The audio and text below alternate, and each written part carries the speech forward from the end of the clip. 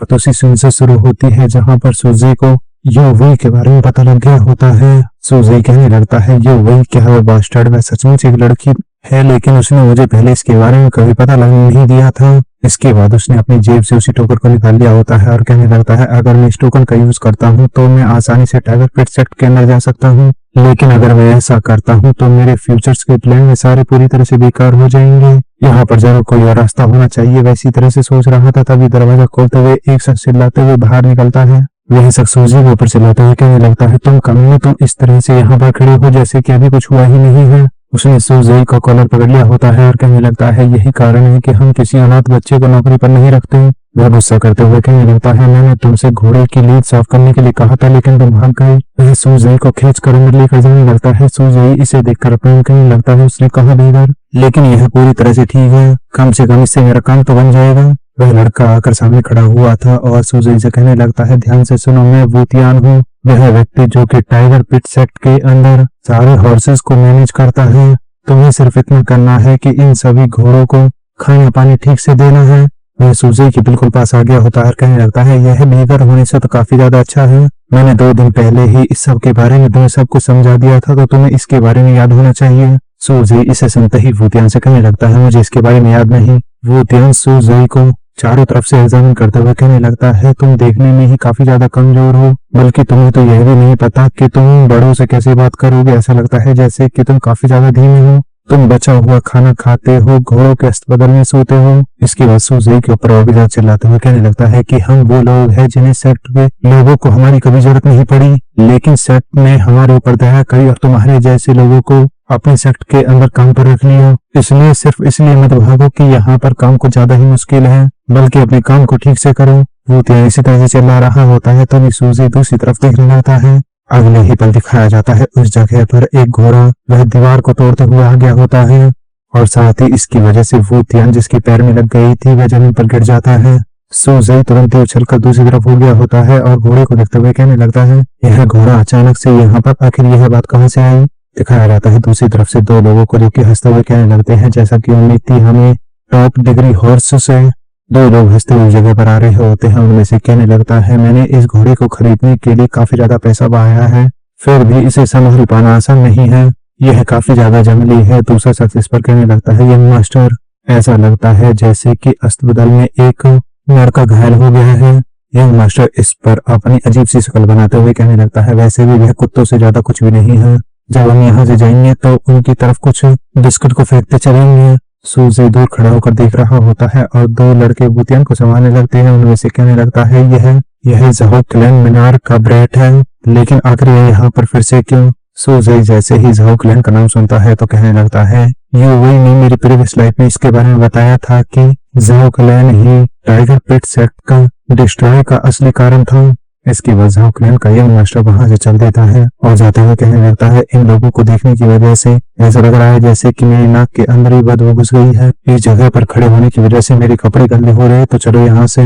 वह दोनों आगे जा रहे होते हैं तभी उनके सामने एक शख्स आ गया होता है और कहने लगता है मैंने सुना था कि हमारे यहाँ पर कुछ गेस्ट आए हैं, इसी वजह से मैं दौड़कर यहाँ पर चला आया, लेकिन मुझे पता नहीं था कि तुम होंगे यंग मास्टर ज़हू। और यह शख्स होता है टाइगर पिट सेक्ट का लीडर को जैनिन, जो कि यंग मास्टर झाओ से कहने लगता है आखिर तुम्हें यहाँ पर कौन खींच लाया। इस पर यंग मास्टर झाओ को जैनिन को ग्रेड करते हुए कहने लगता है मेरे यहाँ पर आने का सिर्फ एक ही कारण है ससुर जी, मैं यहाँ पर अपनी फ्यूचर वाइफ से मिलने के लिए आया हूँ। को जैनिन इसे सुनते ही कहने लगता है अगर तुम यूवी की बात कर रहे हो तो मुझे ऐसा याद नहीं है कि मैंने इस रिश्ते के लिए कभी हामी करी थी।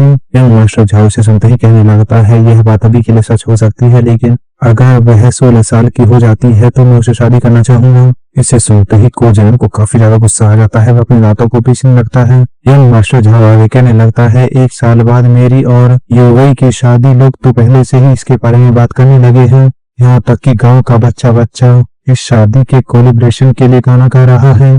को जैनिन इस पर कहने लगता है और मैं मानता हूँ कि यह सारी अफवाहें तुमने ही फैलाई होगी, आखिर क्यों, क्या तुम मेरी बेटी फ्यूचर खराब करने के लिए लगे हो।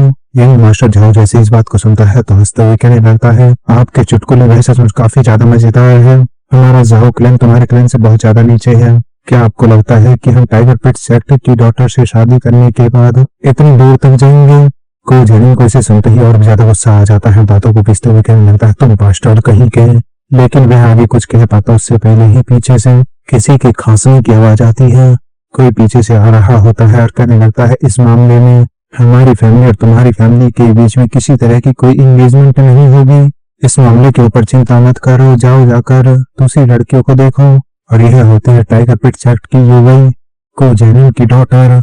यंग मास्टर झाओ इसे सुनने के बाद भी बेशर्मों की तरह कहने लगता है, लेकिन क्या तुम्हें इसके बारे में पता है कि ह्यूमर्स वह कितने ज्यादा खतरनाक हो सकते हैं। लेकिन युवई उसकी तरफ काफी ज्यादा सीरियस नजरों से देखते हुए कहने लगती है, अब बस इससे ज्यादा आगे बात करने का कोई मतलब नहीं बनता।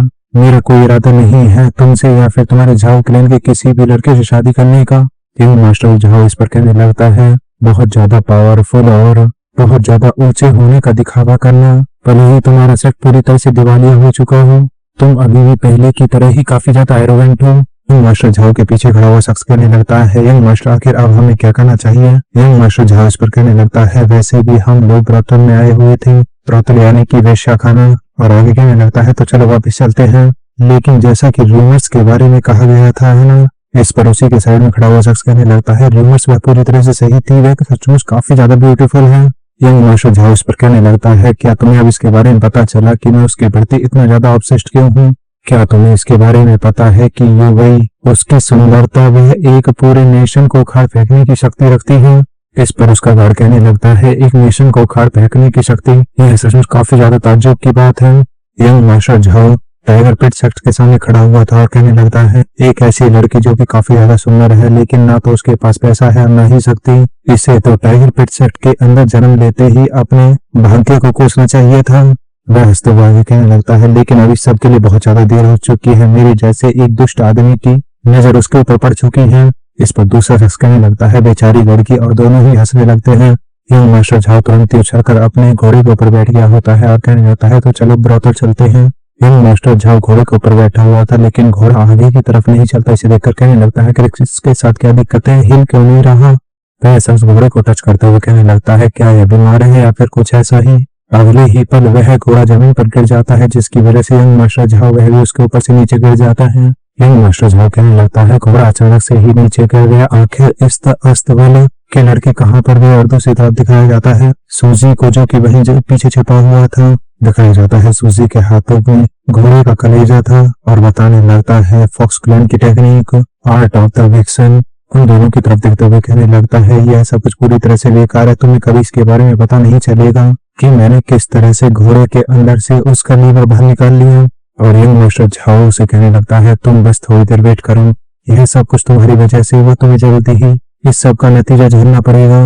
एक बार युवई ने टाइगर पिटसेक्ट के डिस्ट्रक्शन के कारण के बारे में कहा था, झाओ क्लैन मीनार के पावर स्ट्रगल की वजह से, लेकिन सही बताओ तो वही आदमी था जो कि शैडोज के अंदर छिपकर इन सारे कामों को कर रहा था। सूजी आगे कहने लगता है, क्या युवई को इसके बारे में पता था। हाँ जरूर, उसको इसके बारे में पता होना चाहिए, यही कारण था कि वह अपनी सुंदरता को एक कर्ष के रूप में देखती थी। सूजी ने उस मांस के टुकड़े को पूरी तरह से कुचल दिया होता है और कहने लगता है, अब मुझे सब कुछ इसके बारे में समझ में आ गया। आखिर उसने अपने चेहरे को आग से क्यों जलाया था, क्यों उसने अपना चेहरा खराब कर लिया था। यहाँ पर कोई जरूरत नहीं है हेजिटेट करने की, अब समय हो गया है मेरे बदला लेने का, मेरे स्वयं ब्रदर का। सूजी छतों के ऊपर से कूदता हुआ एक तरफ जाने लगता है और कहता है, अब से यंग मास्टर झाओ को वहां से जाते हुए देख रहा होता है और कहने लगता है, अब से मैं कार्रवाई करूंगा। इसके बाद सीन चेंज होकर हमें रात में हुनन प्रीवियंस के अंदर ही नेमास्तो प्रीवियंस का सीन दिखाया जाता है। दिखाया जाता है सूजी को, जो कि इतनी रात में कहीं पर जा रहा होता है। वह सामने घर के पास पहुंच गया था, जिसके ऊपर क्रॉस का साइन बना हुआ था, और यह दुकान होती है फार्मिंग टूल्स बेचने वाले की। सूजी उसे देखते हुए कहने लगता है, मुझे यहाँ पर आए हुए काफी लंबा समय हो गया। इतना कहते ही वह तुरंत ही दरवाजा खोलता हुआ अंदर आ जाता है। सामने एक शख्स बैठा हुआ था, जो कि सूजी पूछने लगता है, आखिर तुम कौन हो। सूजी इस पर उसे अपना नाम बता देता है। वह शख्स इस पर कहने लगता है कि मैं किसी सूजी नाम के पर्सन को नहीं जानता, मैं रिटायर हो चुका हूँ, तो इसलिए तुम कहीं और जा सकते हो। सूजी तुरंत ही उसके सामने आकर बैठ गया होता है और कहने लगता है, मुझे इसके बारे में अच्छे से पता है, बस तुम मेरे लिए एक हैमर बना दो। इस पर वह शख्स कहने लगता है, क्या तुम इस चीज के लिए सीरियस हो। सूजी हमें जवाब देता है और उसे बताने लगता है आखिर उसे किस तरह का हैमर बनवाना है। सूजी जैसे उसे बताता है कि उसका वजन कम से कम 10 से 12 किलो का होना चाहिए, तो शॉपकीपर भी इसे सुनते ही काफी ज्यादा चौंक जाता है। शॉपकीपर सीरियस हो जाता है और सूजी की तरफ देखते हुए कहने लगता है, तुम उससे एक कील तक भी नहीं ठोक पाओगे। सूजी भी सीरियस था और कहने लगता है, मैं भी उसका यूज कील ठोकने के लिए नहीं करने वाला हूँ। शॉपकीपर सूजी से कहने लगता है, इसके अलावा क्या तुम्हें और भी कुछ चाहिए। सूजी उससे 2 क्रोकोडाइल लेदर से बना हुआ कुछ भारी वेपन मांगता है। शॉपकीपर इस पर उससे पूछने लगता है, आखिर तुम्हें इसके क्या चाहिए, स्वॉर्ड, एक्स या फिर स्पेयर। इस पर सूजी स्पेयर का नाम लेता है। शॉपकीपर इसे सुनते ही तुरंत ही अपनी साइड में एक जोरदार अटैक कर देता है और अगले ही पर एक भाले की तरफ इशारा करते हुए कहने लगता है, आखिर ये कैसा रहेगा, मेरे पास सबसे अच्छा भाला यही है और इसकी ब्लेड को शार्प करने में मुझे 1 दिन लगेगा। सूजी उसे कहने लगता है, इसके अलावा क्या तुम्हारे पास कोई छोटा और तेज हथियार है। इस पर शॉपकीपर भी हाँ जवाब देता है और तुरंत ही अपने डंडे से सूजी जिस जगह पर बैठा हुआ था उसी जगह पर मार देता है और उस बॉक्स के अंदर छोटे छोटे कुनाए कई सारे भरे हुए थे। सूजी उन्हें देखते हुए कहने लगता है, छोटी छोटी कीलें, सही है, मैं इन सभी को रोक लूंगा। शॉपकीपर कहने लगता है, आखिर मैं इन सब को किस जगह पर डिलीवर करूं। सूजी कहने लगता है कि मैं इन सब को खुद लेने आऊंगा। शॉपकीपर सूजी से कहने लगता है कि तुम काफी ज्यादा उत्तेजित लग रहे हो, लेकिन यह इतना सारा सामान तुम्हें काफी ज्यादा महंगा पड़ेगा। सूजी उससे पूछने लगता है, अपनी कीमत बताओ। शॉपकीपर इस पर सूजी को बताने लगता है कि 3 दिन पहले मेरी बेटी मर गई। सूजी इस पर उसकी बातों को ध्यान से सुन रहा होता है। शॉपकीपर तुरंत ही सूजी के पास आ जाता है और उसे कहने लगता है, क्या यहाँ पर कोई ऐसा रास्ता है जिससे मैं अपनी बेटी को वापस पा सकूं। सूजी इस पर भी बिल्कुल शांत रहता है, वह कुछ भी नहीं बोलता। शॉपकीपर अगले ही पर सूजी से कहने लगता है, तुम्हारे अंदर से ब्लड की इतनी ज्यादा बदबू आ रही है, मुझे लगा कि तुम कोई घोस्ट हो, लेकिन मुझे लगता है कि ऐसा नहीं है। तो क्या तुम इसकी जगह पर उन लोगों को मार सकते हो जिन्होंने उसे मारा था। सूजी वहां से खड़ा होते हुए कहने लगता है, आखिर तुम्हारी डॉटर को किसने मारा। शॉपकीपर बताता है, ब्लैक दाउ सेक्ट। अच्छा ठीक है, अगर तुम चाहते हो तो तुम्हारा काम हो जाएगा। वे टोटल 4 थे जिन्हें कि ब्लैक दाउ सेक्ट कहा जाता है। शॉपकीपर चिल्लाते हुए कहने लगता है, तुम्हें यह मेक श्योर करना होगा, तुम्हें कम से कम उनका नाम तो सुनकर जाना चाहिए। सूजी इस पर आगे जाते हुए अपनी जगह पर रुक जाता है और कहने लगता है, मुझे कोई जरूरत नहीं है उनका नाम सुनने की, क्योंकि इस तरह से मैं उन सभी को मार डालूंगा, कोई भी वहां पर जिंदा नहीं बचेगा। सूजी वहां से जाते हुए फिर से रुक जाता है और शॉपकीपर से कहने लगता है, क्या तुम्हारे पास काम के कपड़े और किसी तरह का पॉइजन है। शॉपकीपर इस पर हंसते हुए कहने लगता है, क्या तुम्हें सचमुच लगता है कि कोई लोहार, एक ब्लैक स्मिथ, वह इस तरह के काम करता होगा, उसके पास किसी तरह का पॉइजन होगा। लेकिन अगले ही पल वह अपने कपड़ों को पकड़ता है और एक पॉइजन की बोतल को सामने की तरफ फेंक देता है। शॉपकीपर इस कपड़े के बारे में बताने लगता है कि यह एक डियर की स्किन है और इस भालू ने कम से कम 74 लोगों को मार डाला था और यह पॉइजन यह मायो ट्रैप से लाया गया सीधा पॉइजन है। हालांकि मुझे नहीं पता आखिर यह असली है या फिर नकली। सूजी तुरंत ही उस बोतल को उठाता है और उसे खोल देता है। इसके बाद सूजी शॉपकीपर से कहने लगता है, तुम्हें ठग लिया गया है, हालांकि फिर भी मैं इसे लूंगा। यह मायो ट्राइब जितना अच्छा पॉइजन तो नहीं है, लेकिन फिर मैं इससे कम चला सकता हूँ। इसके अलावा कल मैं उन सारे सामान को लेने आऊंगा जिनका मैंने ऑर्डर दिया है। इसके बाद वहां से जाते हुए उसका ध्यान एक तरफ जाता है और कहने लगता है, आखिर यह क्या चीज है। शॉपकीपर बताने लगता है कि पशुओं को चराते समय मैं इसका यूज करता था, क्या इसमें कुछ दिक्कत है। सूजी उसे उठाते हुए कहने लगता है, इतना ज्यादा बेकार भी नहीं है, जब तक मेरा ऑर्डर पूरा नहीं हो जाता तब तक मैं इसे ले रहा हूँ। शॉपकीपर वहां से जाते हुए सूजी को देख रहा होता है और कहने लगता है, कितना ज्यादा अजीब आदमी था, क्या वह सचमुच कोई गोश्त या फिर कुछ ऐसा ही तो नहीं था। लेकिन फिर भी इस बात से कोई फर्क नहीं पड़ता कि वह गोश्त है या फिर कुछ और, जब तक मैं अपनी डॉटर का बदला ले सकता हूँ वह ठीक है। शॉपकीपर के मुंह आंख नाक सब चीजों से खून निकलने लगता है और कहता है, मेरी जिंदगी एक सस्ती कीमत चुकाने के लिए बची हुई है। इसके बाद सीन चेंज होकर हमें ब्लैक दाउ सेक्ट का मेन गेट दिखाया जाता है। 3 गार्ड जो के सामने खड़े हुए थे वह सामने की तरफ देखते हुए कहने लगते हैं, आखिर वहां पर क्या है। अगले ही पल उन्हें अंधेरे में से एक शख्स बाहर निकलते हुए दिखाई देता है। कहने लगते हैं, वह कौन है। यह होता है सूजी। एक गार्ड सूजी से कहने लगता है, हम लोग कुछ जरूरी मीटिंग कर रहे हैं तो इसलिए तुम इस पॉइंट से आगे नहीं जा सकते। और आखिर तुम्हारे हाथों में ये क्या है, इसके अंदर से काफी बुरी बदबू आ रही है। क्या तुमने सुना नहीं मैंने क्या कहा। इतना कह रहा था तभी सूजी ने तुरंत उसके ऊपर अटैक कर दिया होता है। वह कुछ समझ पाता उससे पहले ही सूजी ने एक और शख्स के ऊपर अटैक कर दिया था। तीसरा आदमी भी सिर्फ चिल्लाते हुए रह जाता है और सूजी उसे भी तुरंत ही मार देता है। सभी लोग इस तरह से मरते जा रहे होते हैं। जो कोई सूजी के हाथों में दिखता है तो कहने लगते हैं या तो घोड़े की हड्डी है, लेकिन उनमें से कोई कुछ कर पाता उससे पहले ही सूजी ने सभी को निपटा दिया होता है और उस हड्डी को देखते हुए कहने लगता है या तो काफी ज्यादा अच्छी है। सूजी ब्लैक दाउ सेक्ट के गेट को देखते हुए कहने लगता है मेरे प्रीवियस लाइफ में मैंने इनमें से आधे से ज्यादा को भागने दिया था, फिर इनके जवाबी हमले के कारण हमारे बहुत सारे लोग मारे गए थे, लेकिन इसके लिए धन्यवाद। मुझे अच्छे से पता है कि वह लोग भागते समय कैसे दिखते हैं। इस बार मैं इनमें से हर एक को मार डालूंगा। इतना कहते ही दिखाया जाता है गेट के अंदर भी बहुत सारे लोग मरे पड़े हुए थे और एक शख्स सूजी के सामने खड़ा हुआ था। सूजी तुरंत ही एक ही झटके में उस व्यक्ति को भी मार देता है। सूजी जैसे ही और भी ज्यादा अंदर जाने लगता है तभी आवाज आती है, आखिर वह कौन है? यहाँ पर इतना ज्यादा शोर क्यों हो रहा है? सूजी के सामने 4 लोग आ गए होते हैं। उनमें से कहने लगता है क्या तुम ही वो हो जो कितना ज्यादा हंगामा मचा रहा है? मैं एक अच्छी नींद ले रहा था और तुमने सब कुछ पूरी तरह से बर्बाद कर दिया। दूसरा एक आंख वाला पर्सन कहने लगता है कि हमारा सेक्ट लीडर वह एक गेस्ट के साथ बातचीत में बिजी है, तो इसलिए हमें तुम्हारे साथ जल्द से जल्द निपटना होगा। सूजी उन्हें देखते हुए कहने लगता है इनमें से चारों 3rd रेट और 2nd रेट के वॉरियर हैं, तो यह लोग जरूर वही होने चाहिए। इसके बाद उन लोगों से कहने लगता है तो क्या तुम ही लोग ब्लैक दाउ सेक्ट के एलिट्स हो?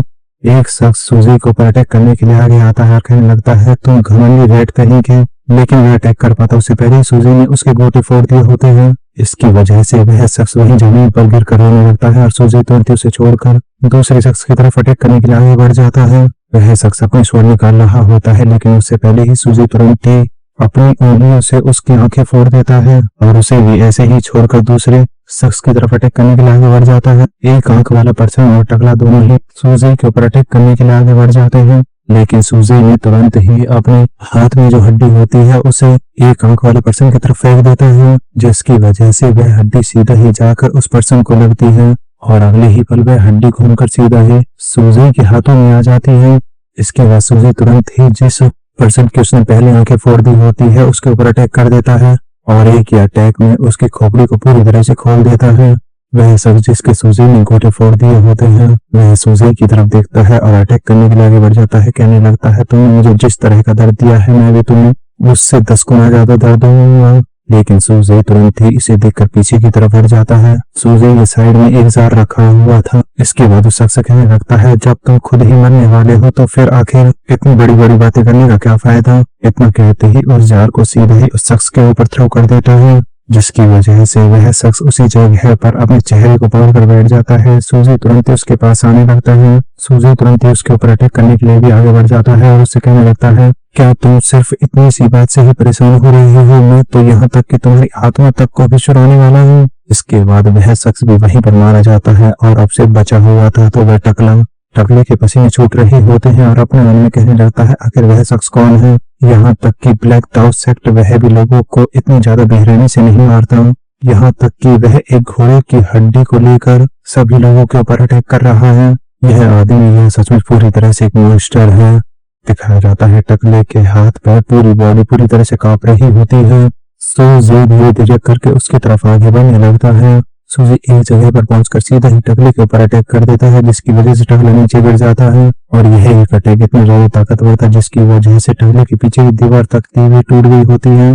टकला डरते हुए कहने लगता है हूँ द हेल आर यू? आखिर तुम हो कौन और तुम्हें भेजा किसने है? सूजी इस पर जवाब देता है ब्लैक स्मिथ, मुझे उसी ब्लैक स्मिथ ने यहाँ पर भेजा है। टकला को समझ पाता कि सूजी ने अभी भी क्या कहा उससे पहले सूजी उसके ऊपर भी अटैक कर देता है। सूजी एक जगह पर खड़ा हुआ था, कहने लगता है कि मैंने ब्लैक दाउ सेक्ट के 4 एरेट्स को देख लिया है, मैंने उन सभी को संभाल लिया। मुझे लगता है कि यह काफी होना चाहिए पेमेंट को कवर करने के लिए, शॉपकीपर के लिए।